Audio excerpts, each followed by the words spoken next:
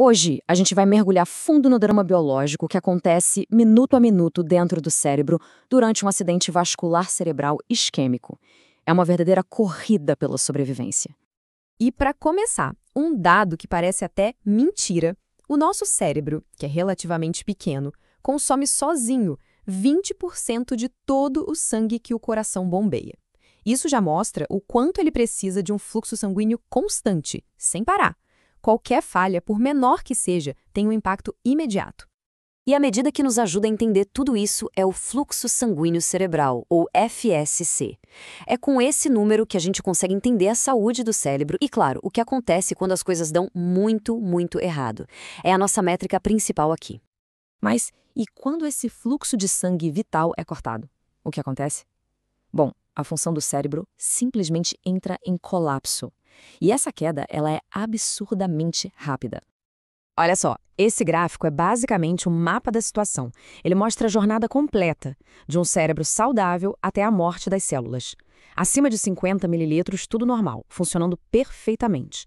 Quando o fluxo cai para uns 30, 35, as células param de funcionar direito, e aí vêm os sintomas. Agora, abaixo de 20, aí a gente entra num território muito perigoso. Essa área crítica é o que chamamos de penumbra. Pensa nela como o campo de batalha. É um tecido que está sofrendo, está em risco, mas ainda não morreu. É uma zona ali no limite entre a vida e a morte celular, que a gente ainda pode salvar. Exato. O objetivo principal de qualquer tratamento de emergência num AVC é esse: resgatar a penumbra. Cada segundo, cada decisão é para tentar limitar o tamanho do dano permanente, salvando o máximo possível dessa área que está por um fio. Ok, agora vamos dar um zoom. Vamos lá para o nível microscópico para entender a sequência exata de eventos, essa reação em cadeia que acontece dentro das células. Esse aqui é o roteiro da destruição. Começa com a isquemia, a falta de sangue. Isso dispara uma série de edemas, que são inchaços, e no final leva à morte da célula. É uma sequência previsível, mas assustadoramente rápida.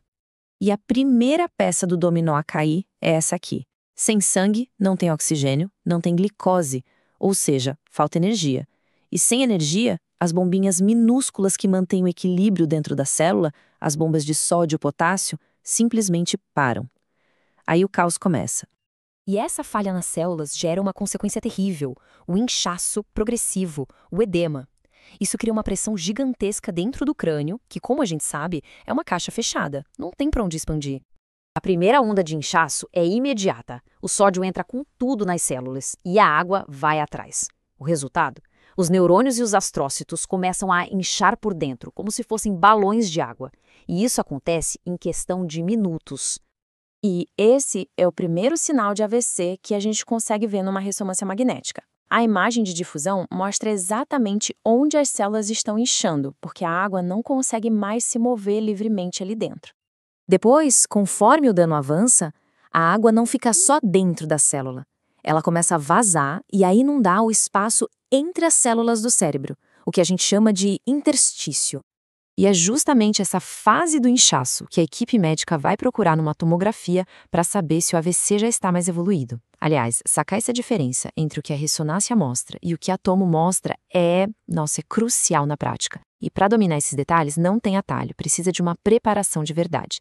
Se você é estudante e quer se preparar de verdade, entra agora em medicob.com.br, baixa o app e aproveita o maior banco de questões do Brasil, com provas anteriores de todas as instituições, questões comentadas, resumos práticos, aulas completas e flashcards prontos para revisar onde quiser. Mas a cascata de destruição não para por aí. A gente chega na terceira e mais perigosa onda de inchaço. Aqui, os próprios vasos sanguíneos já estão tão danificados que eles começam a vazar líquido direto para o tecido cerebral. Esse inchaço mais tardio é uma preocupação enorme dias depois do AVC. Ele pode criar uma segunda crise por causa da pressão absurda que ele gera, podendo levar à herniação do cérebro e até à morte. Então, quando a gente junta todas essas etapas, a corrida contra o tempo fica mais clara do que nunca. O mapa do dano mostra por que cada segundo literalmente conta. Essa linha do tempo resume o processo todo. Ela mostra a evolução, desde o primeiro sinal de sofrimento da célula, passando pelo pico do inchaço até os estágios finais, com a morte do tecido e o risco de um sangramento acontecer ali naquela área já morta. O ponto final dessa cascata é a necrose. É a morte definitiva e irreversível do tecido cerebral. É a cicatriz permanente que o AVC deixa para trás.